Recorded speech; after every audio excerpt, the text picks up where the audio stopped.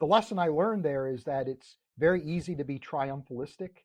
It's very easy not to do your homework and just to make blatant statements. And when you do that, you really have failed as an apologist.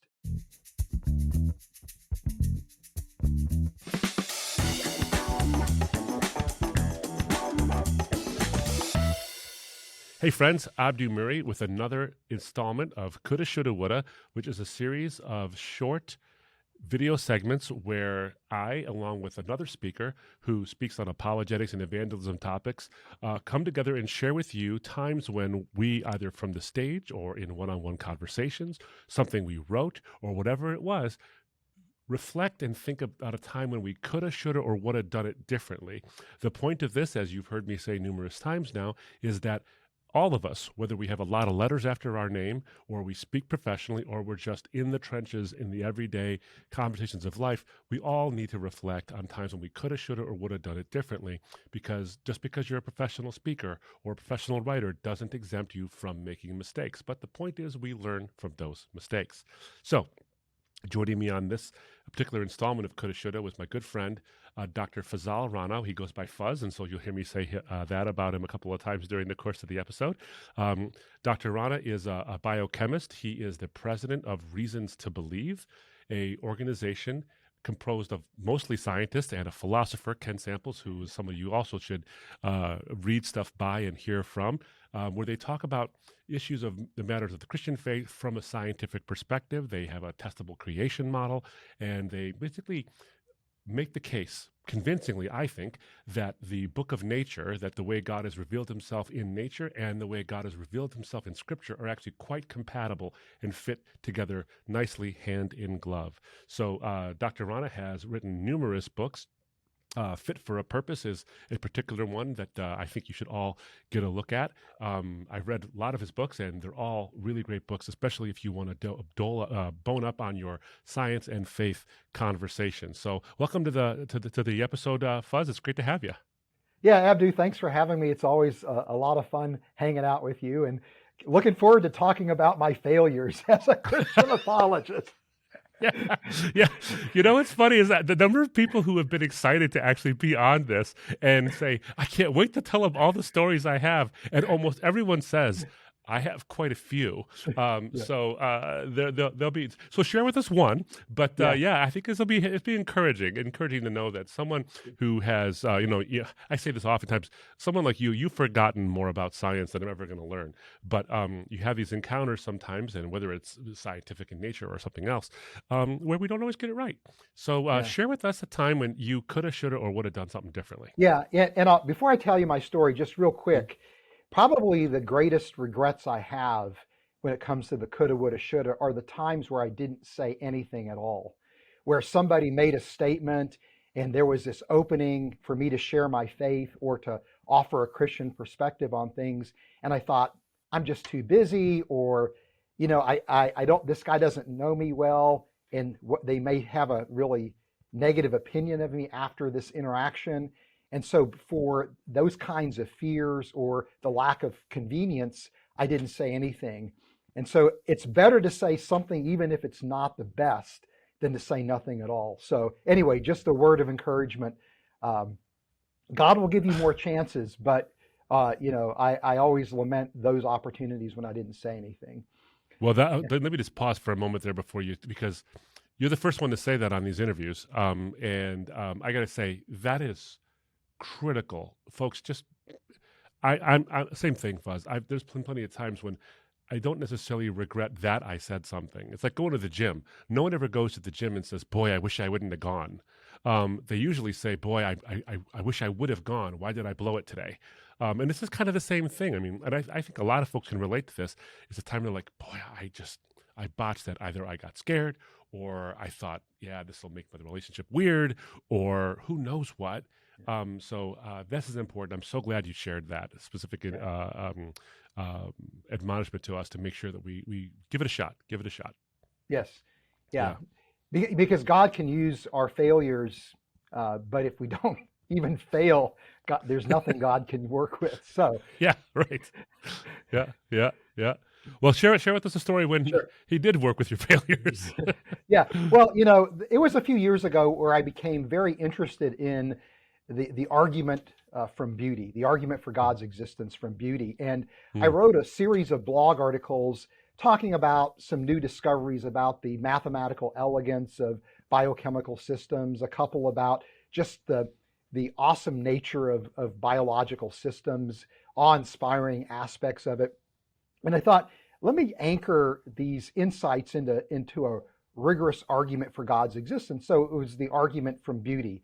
How do you mm, explain the beauty of the world? And yeah. there's really two elements to that argument.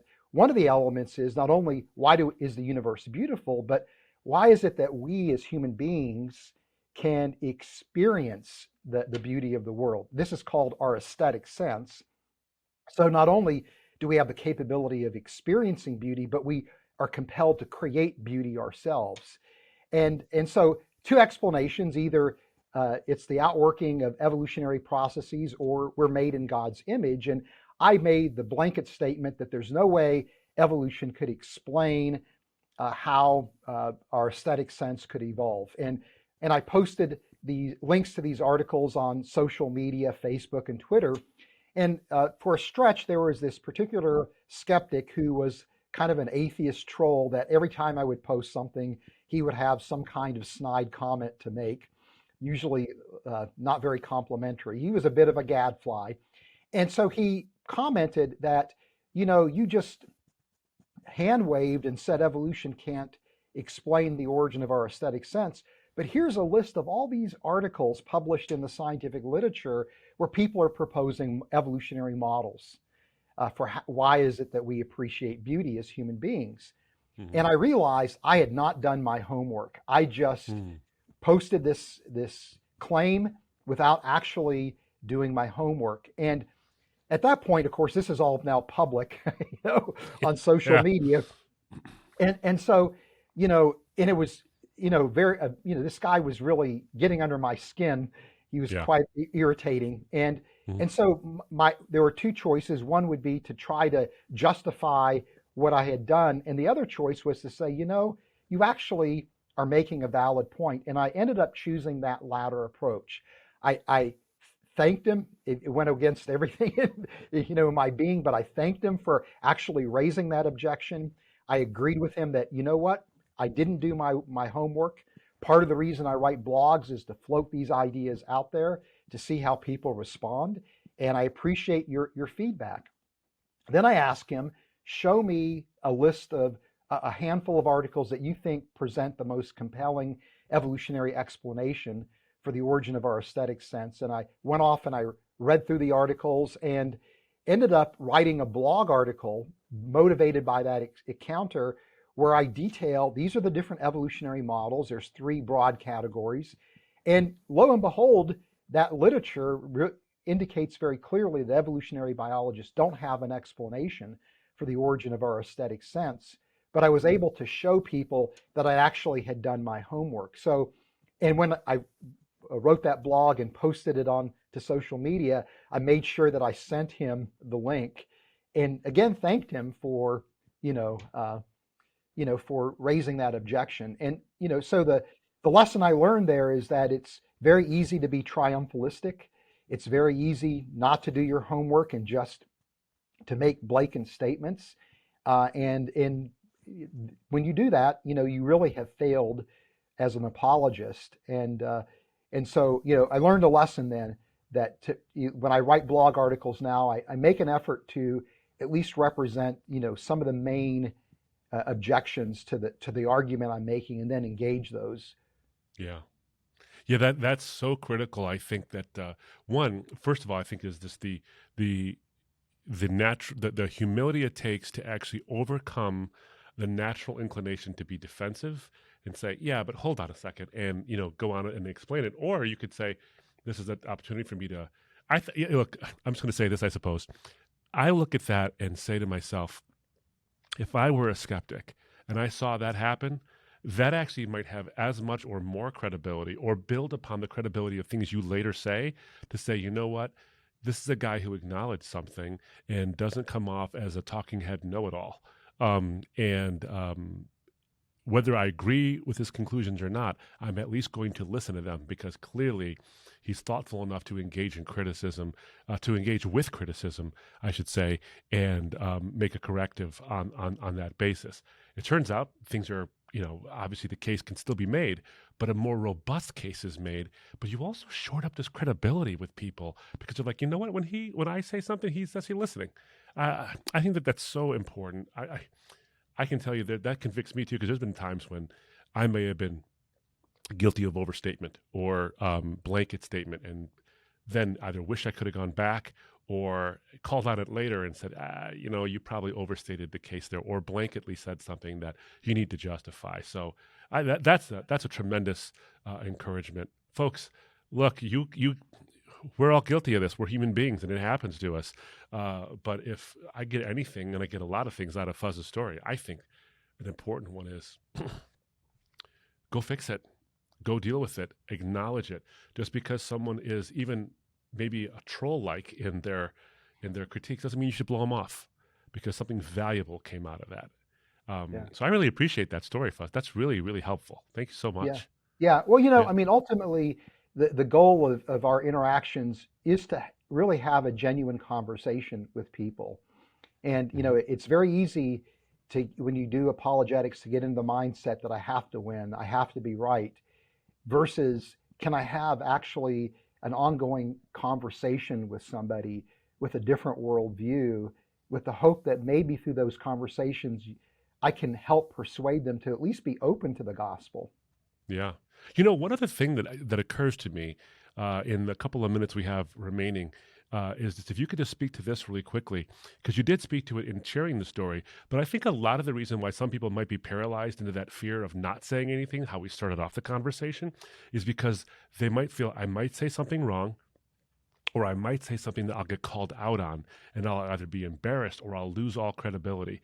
That, in a sense, happened with you, but it led to something better. Could you speak a little bit, like the kid, yeah, that's a real fear. That's a real possibility, but it works out. Yeah, well, we have to, I think, at the end of the day, develop a mindset that, everything that we're doing is a learning process, is a learning experience. And, unfortunately, you can't learn to do things well until you've done them bad a few times, and, I think the encouraging thing is that even in the midst of our failures, God is at work in people's lives. And we can fail in a winsome way, maybe even and when we come off as being vulnerable, and open, I think that really encourages people to want to engage us and really want to hear what we have to say. Yeah, absolutely. Absolutely. Well, thanks for sharing that experience with us, Fuzz. That's such a and I love the fact that it wasn't in the distant past; it was in the relatively recent past. You shared something with us that's valuable for us to learn from. So, thanks for sharing the experience. Yeah, my pleasure. Thanks for having me, Abdu. Oh, yeah, my pleasure. My pleasure. Friends, this has been Coulda, Shoulda, Woulda. You just heard from Dr. Fazal Rana with Reasons to Believe. If you want to know more about what they do, and you should know more about what they do, go to reasons.org. It is a very well done website with so much information on it, and it's searchable, and it's very user friendly. Almost any topic you can think of when it comes to the interaction of science and faith, you'll find from Fuzz, from Hugh Ross, from Jeff Zwirink, who will be joining us as well on a Coulda, Shoulda, Woulda, and the other scholars who are on board at RTB or Reasons to Believe. So check out what they're doing. Until next time, friends, this has been Coulda, Shoulda, Woulda.